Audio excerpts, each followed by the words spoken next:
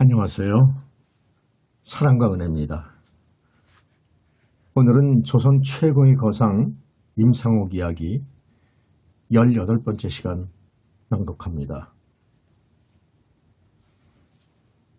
밤늦게까지 박종경과 임상옥은 술을 함께 마시고 대취하였다. 두 사람은 의기투합했던 것이다. 임상옥의 일생에 있어 처음이자 마지막이었던 단 한 번의 정경유착은 이렇게 멋진 유종의 미를 거둔 것이었다. 정경유착. 반드시 거리를 두고 있어야 할 정치와 경제가 서로의 이익을 위해 밀접하게 결합되어 있음을 가리키는 검은 뒷거래의 경제용어. 그러나 엄밀히 따지고 보면 임상옥은 그 단 한 번의 기회조차 정경유착의 부도덕한 방법으로 사용하지 않았다고 감히 말할 수 있을 것이다. 왜냐하면 임상옥은 어미의 금액을 쓰지 않음으로써 검은 거래의 대가를 받은 것이 아니라 박정경의 마음을 사로잡았기 때문이다. 술상이 파장이 날 무렵 넌지시 박정경이 물어 말하였다. 깜빡 내가 잊을 뻔하였구만. 내가 자네에게 약속을 하지 않았던가? 무슨 약속이나이까? 이 사람아 벌써 잊었는가? 내가 숭례문에 드나드는 사람의 숫자가 몇 명이냐고 수수께끼를 내지 않았던가?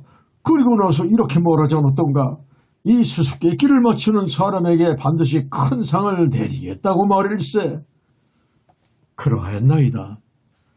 임상옥이 대답하였다. 그 수수께끼를 맞힌 사람이 바로 자네 한 사람뿐이니 약조하였던 대로 자네에게 상을 내려야 하지 않겠는가? 망극하나이다. 마침내 박정경이 물어 말하였다. 자네가 받고 싶은 상이 무엇인가 한번 말씀하여 보시게. 박정경도 임상옥의 마음을 꿰뚫어보고 있었던 것이다. 임상옥이 명말하면 명말을 알아본 박정경도 명장이 아닐 것인가. 그는 이미 백지엄을 통해 임상옥의 비범함을 꿰뚫어보고 있었던 것이다. 임상옥은 비로소 입을 열어 말하였다.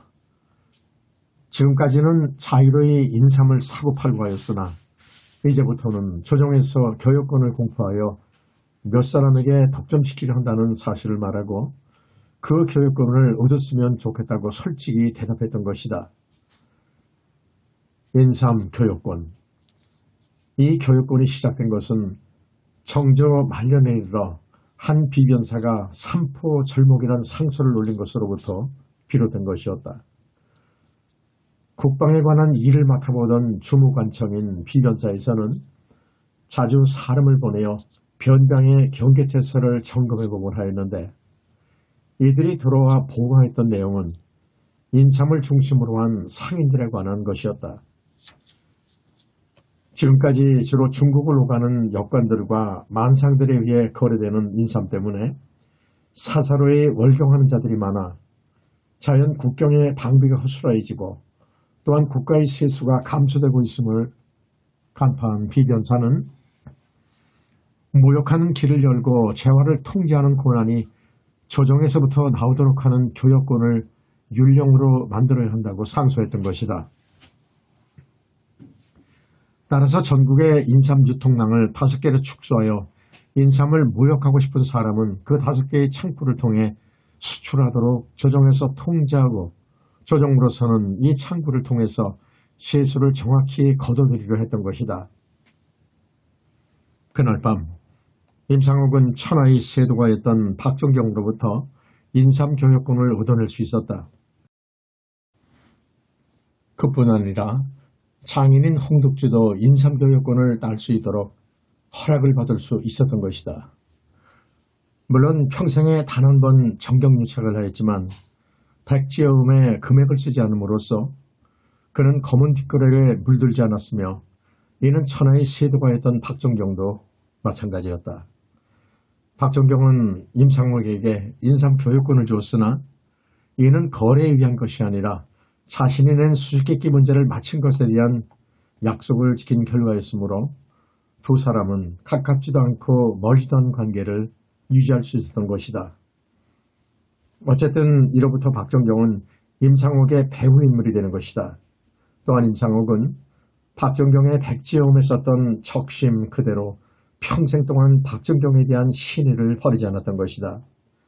박정경의 자신을 의가라고 표현했던 임상옥은 먼 훗날 박정경에게 결정적인 보훈을 하는 것이다. 훗날 홍정래의 난이 일어나자 박정경은 민심으로부터 집중 투하를 받게 된다. 이때 대사원 조두경으로부터 탄핵을 받는데 그 내용은 다음과 같은 것이었다. 박정경은 임금의 인척으로 위복을 누리면서 음탕과 뇌물만 탐내고 사적인 감정으로 살인을 저지르는 등 행패가 많다. 이에 박정경은 양주 목사로 좌천돼 정치적 생명이 끝났으며 부임도 하지 못하고 물러날 수밖에 없었던 것이다. 그가 기사회생하게 된 것은 임금이 갑자기 병원에 걸린 이유 때문이었다. 병명을 모르는 중환으로 사경을 헤매던 왕은 박정경이 지어다니는 약으로 휘차였는데 이 시약한 공로로 홍경래의 난의 상처를 딛고 화려하게 당대 제일의 세도가로 복귀할 수 있었던 것이다. 이때 박정경에게 사경을 헤매는 임금이 먹을 귀한 인삼을 선물하였던 사람이 바로 임상옥이었던 것이다. 이로써 임상옥은 자신의 말대로 박정경에게 신의를 저버리지 않은 사람이었으며 박정경에게 주었던 백지엄에 썼던 내용대로 척심을 지킨 의로운 사람이었던 것이다. 제3장 불매우운동 1. 1809년 순조 9년 이족 한석 김노병을 진주사로 하는 사신일행이 한양을 떠나 연경으로 출발하였다. 진주사라 하면 매년 정기적으로 중국에 파견하는 사신과는 달리 임시로 통과할 일이 있을 때 부정기적으로 파견하는 사신을 말했다. 당시 조정에서는 해마다 정례직으로 청나라에 사신을 보내곤 했었다. 대개 동지를 전후에 보냈으므로 이를 동지사라 부르곤 했다. 이 사행은 동지를 전후해서 출발하여 대개 그 해가 지나기 전에 연경에 도착하여 40일에서 60일 정도 묵은 다음 2월 중에 떠나서 3월 말이나 4월 초에 돌아오는 것이 통례였다. 사행의 구성은 목적에 따라 차이가 있지만 250인 내외가 대부분이었고 어떨 때는 500인이 넘는 사행도 있었다. 예물은 황제에게는 여러 빛깔의 모시와 명주, 화문성 및 백면지였으며 황후에게는 나전수함과 여러 빛깔의 모시와 명주 및 화석이었는데 때로는 특별히 수달피 20장을 황제에게 바칠 때도 있었던 것이다. 그러나 이런 정례적인 사신과는 달리 조정에서 특별히 사신을 보낼 때가 자주 있었다.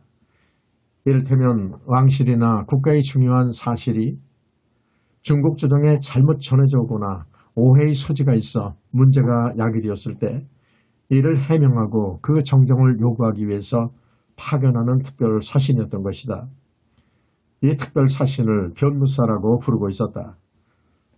사행의 규모는 정례 사신인 동지사의 규모보다 대부분 컸으며 그 중대 사안에 비추어 변무사를 대표하는 주청사의 직급도 동지사와는 비교가 되지 않을 만큼 높았다.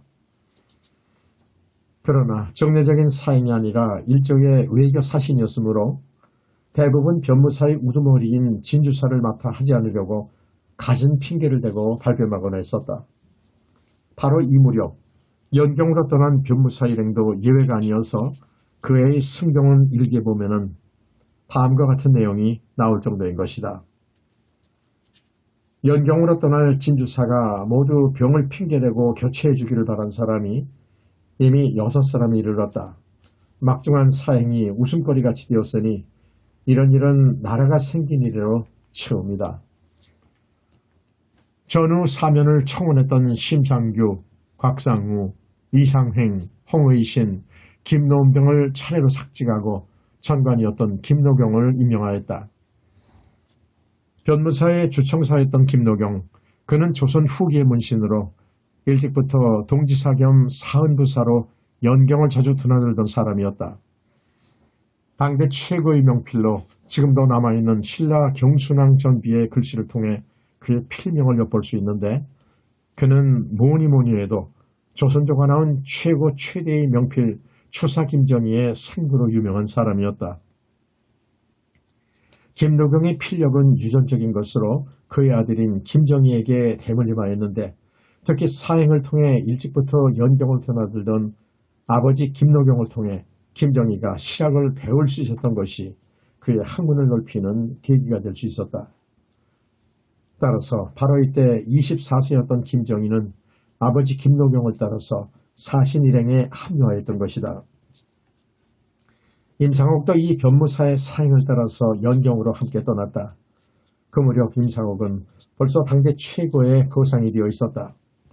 당대 최고의 세도가였던 박정경을 통해 얻은 인삼교육권으로 인삼의 무역을 독점하고 있었을 뿐만 아니라 장인 홍덕주의 교육권도 관장하고 있었으므로 임상옥은 단실 내에 당대 최고의 무역왕으로 발돋움할 수 있었던 것이다. 참고로 그 당시 인삼 한 근은 은으로 만든 돈인 은자로 해서 25냥이었다. 그리고 순조 말 무렵 의주 상인을 통해 공식적으로 나갔던 우리나라의 인삼은 4만 근 정도였으니까 4만 근을 기준하면 은자 100만 냥에 해당하는 교육이 의주 상인 임상옥을 통해 이루어졌음을 알 수 있는 것이다. 이처럼 엄청난 인삼 교육권을 진 임상옥이 매년 세금으로 조정에 바친 돈이 4만 냥이었다고 알려져 있다. 이 막대한 이익에서 얼마만큼이 은밀하게 박정경의 손으로 흘러들어가는지는 알 수 없지만은, 참고로 1822년 순조 22년 현재 조선왕조가 국고금으로 지녔던 비축재산은 다음과 같다. 황금 230냥, 은자 42만 2천냥, 전 75만 900냥, 명주 134동 20필, 배 8천여 동, 저포 107동, 포 443동, 쌀 13만 4,500여 섬, 전미 4만 5,800여 섬, 콩 2만 8천여 섬, 흉년을 대비해 비축에 드는 곡식인 폐잡곡이 2만 5,800여 섬. 조선왕조의 비축재산 내역을 통해서도 알 수 있듯이 당시 국가비축 은자의 총액이 42만 냥이었다면 임상옥이 거래하였던 인삼의 총 무역고가 은자 100만 냥이 넘었으니 조정의 재정은 거상 임상옥이 다 잡아 흔든 셈이었던 것이다. 그러나 무엇보다도 이번 사행길에서 임상옥이 거둔 최대의 수확은 추사 김정희와의 만남이었다. 그들의 운명적 만남은 이렇게 시작된 것이다. 김정희는 24세의 청년이었고 임상옥은 그보다 7살이 많은 31세의 장년이었다. 두 사람은 비록 7살의 나이 차이가 있었지만 이번 사행에 함께 참여함으로써 각별한 우정이 싹트게 되었다. 임상옥은 이미 10여 차례 연경을 드나들어 모든 사행에는 없어서는 안 될 해결사였다. 또한 그는 누구보다 중국에 능통하였을 뿐만 아니라 중국인들의 생리를 잘 알고 있었으므로 사신들은 떠날 때마다 임상옥의 도움을 청하곤 하였다. 이 청을 임상옥은 마다할 이유가 없었다. 사신의 일행을 따라 연경에 가서 인삼을 무역한다면 신변의 안전은 물론이고 사무역이 아닌 공식적인 무역을 통해 거래함으로써 보다 많은 이익을 얻을 수 있었기 때문이었다. 임상옥은 동지사 일행보다 변무사 일행이 청해 조정으로부터 융숭한 대접을 더 많이 받는다는 것을 알고 있었으므로 평소보다 많은 5,000근의 인삼을 마차에 싣고 함께 연경을 향해 먼 여행길을 떠났던 것이다. 물론 박정일과의 동행이었다. 임상옥과 박정일은 꿈에 부풀어 있었다. 이번 여행길에 장사를 성공리에 끝마치면 엄청난 이익은 물론 중국의 상권까지 장악할 수 있는 절호의 기회가 찾아왔기 때문이었다. 호리호도. 중국인들과의 거래는 그들 속담에 내려오듯 풀 속에서 풀칠한다는 식의 뭐가 뭔지 모르는 상태에 빠질 때가 많은 것이다. 중국인들의 속마음을 꿰어보기 전에는 그들과의 거래는 항상 풀 속에서 풀칠하는 식의 오리무중인 것이다. 그러나 이번은 달랐다. 임창옥은 사상 유례 없는 인삼을 확보하여 이를 독점 판매할 수 있는 최고의 기회를 통해 중국 상인들과 치열한 상전을 벌여 승리를 거둘 수 있는 유일한 고지에 있었던 것이다. 김정희. 그는 원래 김노경의 아들이었으나 태어나자마자 아들이 없는 김노경의 형이었던 김노용의 집으로 출계하였다. 출계라 함은 양자로 들어가서 그 집에 대를 이는 것을 말함이었는데, 따라서 김정희에게 낳은 생부와 기른 양부 두 사람의 아버지가 있게 된 것이었다. 따라서 김정희에게는 낳은 생부와 기른 양부 두 사람의 아버지가 있게 된 것이었다. 김정희의 재능은 어릴 때부터 뛰어나서 6살 때 벌써 글을 깨치고 그림을 그렸는데, 김정희가 그린 화서집을 본 당대 제1의 학자 박제가는 이미 김정희가 학예로 세상의 이름을 날릴 것을 예언하고는 다음과 같이 말하였다. 내가 가르쳐서 반드시 성공시키겠다. 박제가는 실제로 김정희가 성장하기를 기다렸다가 김정희가 15세가 되던 해부터 직접 교를 불러다가 가르치기 시작하였다. 박제가. 김정희의 스승이었던 조선 후기의 실학자, 뛰어난 학문적 재능을 갖고 있었으면서도 첩의 아들인 서자로서 평생을 핍박받았던 당대 제1의 학자, 서울들의 누적된 불만을 무마시키기 위해 제정된 정조의 정책으로 13년간이나 규정각에 근무하면서 비장된 서적을 마음껏 읽음으로써 학문을 넓혔던 박제가는 그러나 무엇보다도 청나라에 다녀온 이래로 신분적 차별을 타파하고 상공업을 장려하여 국가를 부흥하게 하고 국민의 생활을 향상시키기 위해서는 청나라의 선진적인 문물을 받아들이는 것이 급선무라고 주장하는 북학위를 사상적으로 펼치고 있었던 선각자였던 것이다. 김정희는 15세 되던 해부터 박제가를 사사해 스승의 사상을 전수받게 되었으며 실제로 스승의 맹세대로 그의 가르침을 받고 대성할 수 있었다. 박제가는 평생을 통해 4번이나 청해 수도인 북경을 방문하였다. 그의 시학적 사상은 바로 북경을 통해 얻은 지식에서부터 싹트고 그 싹을 통해서 사상적 체계를 갖출 수 있었다. 따라서 박제가의 제자였던 김정희도 스승처럼 북경에서 신학문을 보고 배울 수 있으리라는 기대에 잔뜩 부풀어 있었던 것이다. 더구나 스승 박제가는 4년 전 연행길에서 돌아오자마자 억울한 무고로 유배되었다가 1805년 비참하게 죽음을 당하였으므로 스승의 뒤를 이어 북경에서 북학의 유업을 잇겠다는 정열에 김정희는 불타고 있었던 것이다. 물론 임창옥도 김정희에 관한 소문은 듣고 있었다.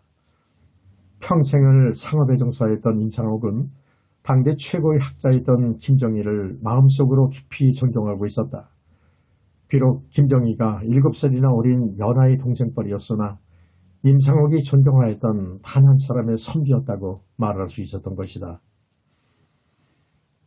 임창옥도 태어날 때부터 신동이었던 김정희에 관한 소문은 익히 들어서 알고 있었다. 6살의 어린 나이 때 김정희가 그린 그림과 글씨를 보고 무릎을 쳤다는 박제가의 소문은 장안에 파다하게 퍼져 있었던 것이다. 그러나 김정희의 소문을 더 유명하게 만든 것은 당대 제1의 문장가이자 명신이었던 최재공이었다. 일찍이 영조로부터 진실로 나의 사심없는 신하이고 너 우리 충신이다 라는 극찬을 받았던 노제상 최재공은 어느 날 추사의 집 앞을 지나다 대문 위에 걸린 글씨 한 점을 보게 되었다. 입춘대길. 대문 앞에는 봄을 막기 위해서 쓴 입춘첩이 내걸려 있었다. 평범한 넉자의 글씨였으나 그 글씨에 뛰어넘어 본 최재공은 평소에 김노경의 가문과 대대로 좋지 않게 지내는 사이였으면서도 특별히 집으로 찾아들어가 김정희의 부친이었던 김노경에게 다음과 같이 물어보았다고 전해오고 있다. 대문 위에 걸린 입춘방을 쓴 사람이 도대체 누구입니까? 한번 만나게 해주십시오. 이 말을 들은 김노경은 쾌히 승낙을 하고 그 글을 쓴 사람을 불러오게 하였다. 마침내 불려온 사람은 7살 난 김정희, 어린 소년을 보고 최재공은 이렇게 말하였다고 한다. 진실로 저 글씨를 쓴 사람이 바로 이 어린아이란 말입니까? 그 글씨를 쓴 사람이 7살의 소년 김정희임이 틀림이 없음을 알게 된 최재공은 김정희에 대해 다음과 같이 예언을 하였다. 이 아이는 반드시 명필로 세상의 이름을 날릴 것입니다. 그런데 이로 인해 팔자가 살아나올 것입니다. 그러므로 차라리 붓을 잡지 못하게 하는 게 좋겠으며 만약 문장으로 세상을 돌린다면 반드시 귀하게 될 것입니다. 먼 훗날의 이야기지만 최재공의 이 예언은 그대로 들어맞았다. 추사 김정희는 글씨로 세상에 크게 이름을 드날렸지만 그의 노년은 매우 비참하였던 것이다. 얘는 당대 제1의 문장가였던 최재공의 길을 따르기보다는 당대 제1의 사상가였던 박제가를 스승으로 모시고 그의 뒤를 따른 결과였던 것이다.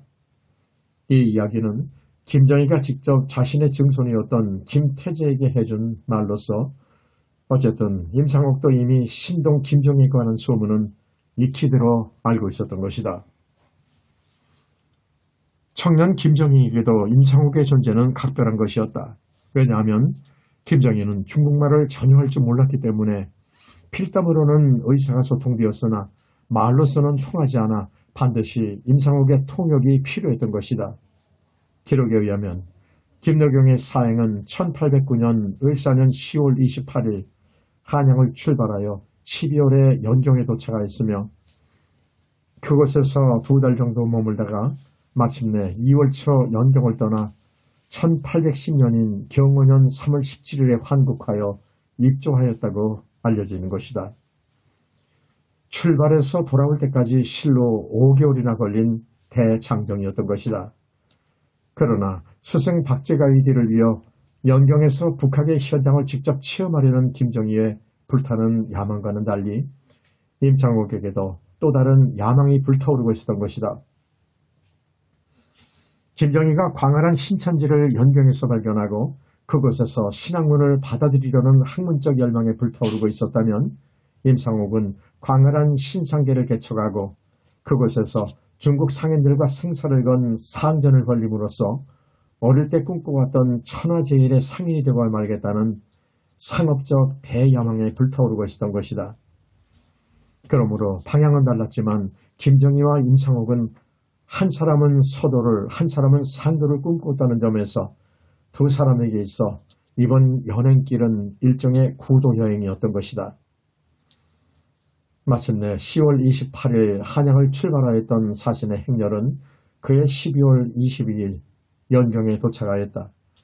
일행들은 사신들을 위해 준비해놓은 객관에 짐을 풀고 머무르게 되었다. 해마다 찾아오는 사신들이 북경에 있는 동안 머물게 되어 있는 객관에는 임금을 가리키는 골자를 새겨놓은 나무패가 모셔져 있었다.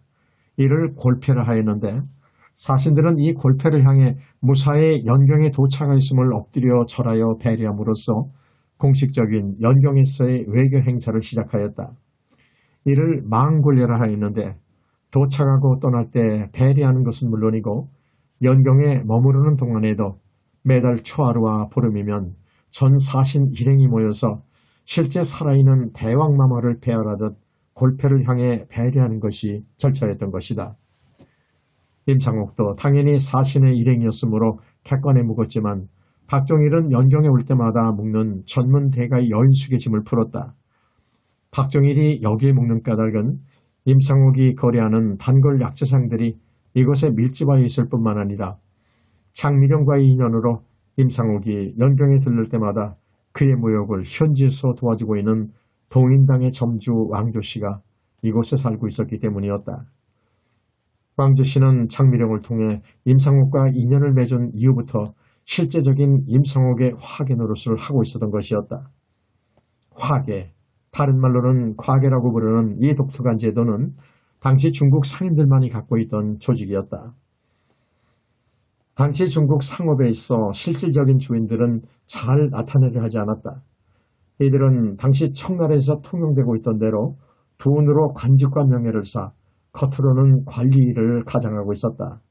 돈으로 관직을 사는 제도를 연납제라 하였는데 따라서 실제로 장사는 화교라고 불리는 대리인들이 맡아하고 있었다. 이들은 금전 출납의 회계와 관리를 도맡아 하던 일종의 전문 경영인이었던 것이다. 오늘날로 말하면 전문 경영인이었던 화계를 내세움으로써 중국의 상권은 한결 조직적이고 체계화됨으로써 경쟁력을 갖게 되었던 것이다. 그런 의미에서 동인당의 점주 왕조씨는 연경 현지에 있어서 임창옥의 대리인이자 화계였던 것이다. 왕조씨는 임창옥의 무역을 도와주는 대신 일정량에 해당되는 수수료를 받는 일종의 중개 무역상이기도 했던 것이다. 이미 임창옥의 존재는 연경 전역에 잘 알려져 있었다. 임창옥이 가져오는 홍삼은 최고의 품질을 갖고 있었으며 그 양에 있어서도 타의 추종을 불허하고 있었다. 임창옥의 홍삼이 연경에 도착하지 않으면 당장 연경에는 인삼이 품귀현상을 일으킬 수밖에 없었던 것이다. 그러므로 항상 임창옥의 홍삼은 중국 상인들과의 거래에서 유리한 고지를 선점하고 있었다. 더구나 지난해에는 인삼 흉년이 들어 연경 전역에 인삼이 씨가 말라 있었던 것이다. 조선의 인삼왕 임창옥이 5,000건의 질 좋은 홍삼을 갖고 변무사의 사행을 따라 연경에 도착하였다는 소문이 왕조씨의 통문을 통해 전 시내의 약재상들에게로 번져나갔다. 곧 약재상들이 박종일이 머무르고 있는 여인숙 회동관으로 몰려들었다. 몰려온 약종상들은 대부분 실질적인 주인은 따로 있고 흥정의 대리인으로 나선 화계들이었다. 따라서 임창옥도 자연 현장에서 물러나 있었으며 실질적인 거래는 박종일과 현지인 왕조씨가 따로 나서고 있었다. 약재상들은 박종일을 통해 가져온 홍삼의 견본을 볼 수 있었다. 오랫동안 홍삼을 취급해온 상인들이었으므로 그들은 본능적으로 이번에 온 인삼이 상품 중에서도 극상품임을 단번에 알아볼 수 있었다. 그러나 중국 상인들은 이 최상급의 홍삼값이 도대체 얼마인가가 몹시 궁금하였다. 당시 중국인들과의 거래는 개별적으로 이루어지지는 않았다. 값의 흥정은 충분히 하지만 인삼의 값은 공시가로 정해져 일괄적으로 거래가 이루어지곤 했던 것이다. 그 가격이 비싸다고 생각한 사람은 그 거래에 참여치 않고 다른 거래를 찾으면 그만이었던 것이다. 도대체 얼마만큼 인삼을 가져왔습니까?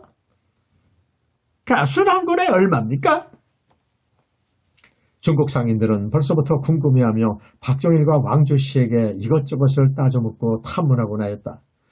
그러나 다음날 중국의 상인들은 동인당 앞에 내걸린 인삼의 공시가를 본 순간 일제히 놀랐다. 처음에는 그들 자신이 잘못 본 것이 아닐까 눈을 의심할 정도였던 것이다. 왜냐하면 그 종이에는 다음과 같은 가격이 적혀져 있었기 때문이다. 인삼 한 근당 은자 40냥. 중국 상인들은 입을 딱 벌릴 수밖에 없었다. 왜냐하면 지금까지 가격 한 근당 은자 25냥보다 터무니없이 비싼 가격이었기 때문이었다. 더욱이 흉년이 들어 품귀현상을 빚는다 해도 30냥을 넘는 경우는 지금까지 없었던 것이다. 그것은 오랫동안의 관행이었던 것이다. 그런데 그 오랜 관행이 깨어진 것이다. 한 근에 40냥을 받겠다는 공시가가 당당하게 내걸린 것이다. 30냥을 내건다고 해도 수백 년 동안의 최고가일 터인데 무려 한꺼번에 10냥을 올려 40냥을 받겠다는 공시가를 내걸었으니 중국 상인들의 눈이 휘둥그레진 것은 당연한 일이었다. 바야흐로 중국 상인들과 조선에서 온 인삼왕 임창옥과의 보이지 않는 힘겨루기가 시작된 것이었다. 임창옥이 단번에 은자 40냥의 최고 금액으로 공시가를 정했던 것은 다분히 의도적인 것이었다. 지금까지 조선에서 온 인삼은 그 엄청난 수요에 비해서 상대적으로 낮은 가격에 거래되는 것이 보통이었다. 역관에 의해서 주로 거래되던 인삼 한 근의 가격이 25냥이었던 것이 17세기부터였으니 거의 200년 가까이 인삼의 가격은 고정되어 불변이었던 것이다. 그 이유는 단순하였다. 인삼의 거래가 대부분 역관들과 만상들에 의해 소량으로 이루어지는 것이 보통이었기 때문이었다. 인삼의 거래는 주로 사묘역에 의존하고 있었던 것이다. 때문에 조선의 상인들은 인삼의 가격을 담합할 만한 조정력을 갖고 있지 못하였다. 또한 몇몇의 상인들이 힘을 합쳐 가격을 인상하려 해도 각 상인의 자본이 영세하여서 중국 상인들과 장기전을 펼 만한 여력을 갖고 있지 못하였던 것이다. 따라서 조선에서 온 백성들은 울며 겨자 먹기로 200년가량 거래되어 온 고정가격을 받아들일 수밖에 없었던 것이었다. 그러나 이제는 달라진 것이다. 조정에서 공포한 인삼교육권으로 거의 모든 인삼이 임상옥에게로 독점된 것이다. 개별적인 사무역은 불법이므로 모든 인삼의 교육은 임상옥에게로 단일 창구가 되었던 것이다. 따라서 인삼의 판매는 일원화된 창구로 한결 조직력을 갖게 되었으며 가격에 있어 경쟁력도 갖게 되었다. 이제야말로 오랜 관행을 깨트릴 절호의 기회가 왔다고 임상옥은 생각하고 있었다. 더구나 지난해에는 인삼의 흉작으로 연경 이론에서 인삼의 씨가 말라있음을 임상옥은 꿰뚫어 보고 있었던 것이다. 드디어 때가 왔다. 임상옥은 지금이야말로 중국 상인들과 건건일축의 승부를 벌여야 할 최고의 적기라고 생각하고 있었다. 임상옥이 최고급의 극상품 인삼을 5,000근이나 한꺼번에 갖고 온 것은 중국 상인들과의 단판 승부에서 유리한 선제 공격을 가하기 위한 치밀한 계산 때문이었던 것이다. 인삼 한 근당 은자 40냥, 동인당 앞에 내걸린 상상할 수 없는 천문학적 액수의 공시가는 그런 의미에서 임상옥이 중국 상인들에게 던진 선전포고와 같은 것이었다. 선전포고, 전쟁의 개시를 선언하는 포고.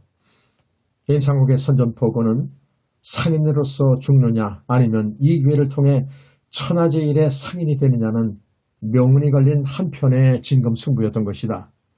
이러한 임상옥의 선전포고는 곧 연경 일대의 약재상들에게 엄청난 파문을 일으켰다. 1809년 기사년이 저물 때까지 단 한 명의 상인도 인삼을 사러 박종일의 연숙에 들르지 않았던 것이다. 이는 전에 없던 일이었다. 대부분의 인삼은 공시된 이후부터 2, 3일이면 전량이 판매되는 것이 보통이었다. 임상옥이 연경에 도착한 것이 동지 무렵인 12월 22일이었으니 해가 가기 전에 모든 인삼이 팔려나가는 것은 당연한 일이었다. 해를 넘기면 새해가 되어 중국인들은 먹고 마시며 노는 끝도 없는 명절 연휴에 거의 한 달 이상을 소비하는 것이 상례였다. 다행히 시일이 흐른다 해도 인삼이 홍삼으로 바뀐 뒤에는 썩지 않아 안심할 수 있었지만 보통 2월 초면 환국하는 사행의 관례로 보아 인삼의 무역은 주로 사신행렬이 도착하는 동지 무렵에서 새해 전까지의 열흘 동안에 모두 이루어지고 있었던 것이다. 그러나 실로 상상할 수 없는 일이 벌어진 것이었다. 단 한 사람의 상인도 박정희를 찾아오지 않았으며 따라서 단 한 건의 상감도 이루어지지 않았던 것이다. 박정희는 초조해졌다. 무슨 명문인지 알아보기 위해 왕조실을 내세워 중국 상인들의 동경을 살펴보기로 하였다. 왕조실은 몇 명의 단걸 약종상들을 만나고 온 후에 놀라운 사실을 털어놓았다. 대인어른! 왕조실은 임상옥에게 입을 열어 말하였다. 심상치 않은 일이 벌어졌나이다, 대인어른.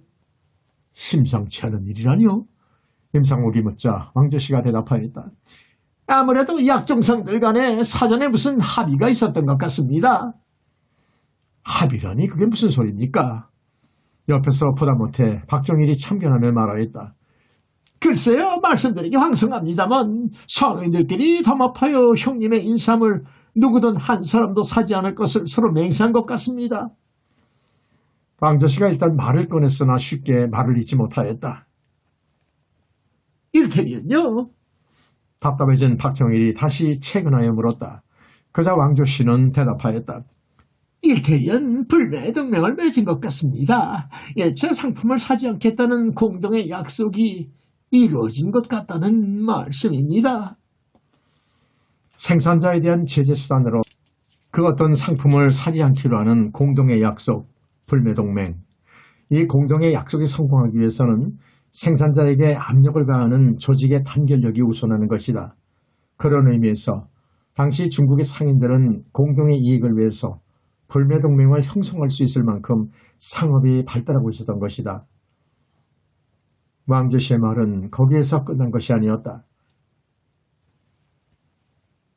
불매동맹이 이루어졌다면 그들은 도대체 무엇을 노리는 것이란 말인가요? 답답해진 박정일이 빠르게 물어 말하였다. 도대체 그들이 원하는 것이 무엇입니까? 상인들의 요구는 간단합니다. 왕조씨는 단숨에 대답하였다. 상인들은 임대인 끼워서 값을 내려 정전의 값을 받을 것을 요구하고 있습니다. 잠시 무거운 침묵이 흘렀다. 침묵 끝에 임상옥이 입을 열어 말하였다. 만약 그 요구를 내가 거절한다면요? 그자 왕조씨는 대답하였다. 그렇게 되면 말씀드리기 황송하오나 임대인께서는 단 한 건의 인삼도 연경에서는 팔지 못하게 될 것이나이다. 결국 가져온 5천 건의 인삼을 조선으로 도로 가져갈 수밖에 없을 것이나이다. 왕조씨의 전언은 실로 무서운 것이었다. 무조건의 항복을 요구하는 일방적인 통고와 같은 것이었다. 가격의 협상을 통해 공시가를 재조정하는 것이 아니라 일방적으로 종전의 가격만을 받으라는 것은 백기를 들고 항복하라는 의미를 지니고 있는 것이다. 만약 그 요구를 받아들이지 않는다면 일체의 거래를 중지함으로써 갖고 온 인삼을 그대로 갖고 가게 하겠다는 것이다. 그것은 상인으로서의 파문을 의미하는 것이었다. 그것은 연경의 상계에서 추방하겠다는 파산 선고와 같은 것이었다. 만약 그렇게 된다면 임상옥은 다시는 연경의 상계에서 발을 못 붙이게 되는 금치산자가 되어버리는 것이다. 여보, 왕대인! 사태의 긴박함을 깨달은 박정일이 왕조씨의 어깨를 치면서 말하였다. 왕대인이 나서서 그들을 설득해 볼 수도 있지 않겠소. 우리와는 달리 왕대인은 중국 사람이니 같은 중국 상인들을 만나서 흉금을 털어놓고 그들을 설득하여 그들의 마음을 돌려놓을 수도 있을 것이 아니겠소이까? 박정일의 말은 사실이었다. 왕조씨는 연경 제일의 중약점인 동인당의 점주로서 약재상들 중에서도 가장 영향력을 지닌 인물이었다. 그가 나서서 설득한다면 많은 상인들의 마음을 바꿔놓을 수 있을 것은 분명한 사실이었다. 그러자 왕조씨 역시 화기에 불과하였다. 그는 동인당의 점주처럼 보이고 있었지만은 실은 장미령의 남편인 광록대부 주병성이 실질적인 주인이 아니었던가. 대인어른, 왕조씨가 미소를 띤 얼굴로 말하였다. 한 번 시집간 여인은 이미 그 집 귀신이라 하였습니다. 비록 내가 중국인이라 하여도 임대인의 집으로 시집 온 이상 이미 임대인의 귀신이라 할 수 있습니다. 따라서 그들이 제 말을 들으려 하지 않을 것입니다. 제 말을 들으려 하지 않을 뿐 아니라 저를 만나려 하지도 않을 것입니다. 그리고 나서 왕조씨가 다시 입을 열어 말했다. 또한 임대인과 함께 있다고 하지만 어디까지나 중국인에 불과하므로 먼 곳에 있는 물에 불과합니다. 어떤 사람이 물에 빠졌습니다. 그때 먼 월나라 땅에서 사람을 청에다가 구하려 한다면 그 월나라 사람이 아무리 헤엄을 잘 친다 해도 때는 이미 늦습니다. 또 한 집에 불이 났다고 할 때 먼 바다에서 물을 끌어다가 불을 끄려고 하면 바닷물이 아무리 많아도 역시 때는 이미 늦습니다. 이처럼 저는 임대인에게 있어서 가까이 있어 보이지만 실은 먼 바다에 있는 물에 불과합니다.